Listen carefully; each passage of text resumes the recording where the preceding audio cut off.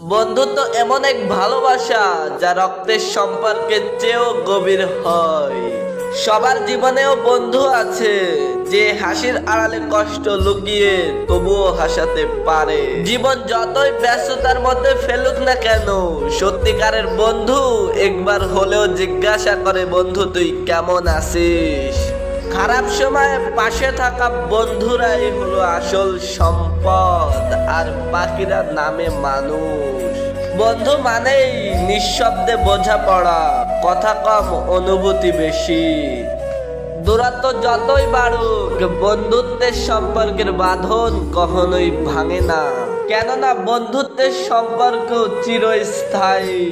বন্ধুত্বের হাসিতে লুকিয়ে থাকে হাজারো কষ্ট, আর সেই কষ্টই মুছে দেয় একটু ভালোবাসা দিয়ে। একটি সত্যিকারের বন্ধুত্ব আজীবন টিকে থাকে। বন্ধু মানে শুধু পাশে থাকা নয়, অন্ধকারে আলো জ্বালানো। বন্ধুত্ব মানে একসঙ্গে থাকা নয়, একে অপরকে বুঝতে পারা। বন্ধু হলো সেই মানুষ যে মন খারাপ থাকলেও ভালো করে দিতে পারে। বন্ধু মানে বিশ্বাস, সম্মান আর নিঃস্বার্থ ভালোবাসা। বন্ধুর হাসি যে এমন এক ওষুধ, মন খারাপ থাকলেও মন ভালো করে দিতে পারে সেই হাসিটা।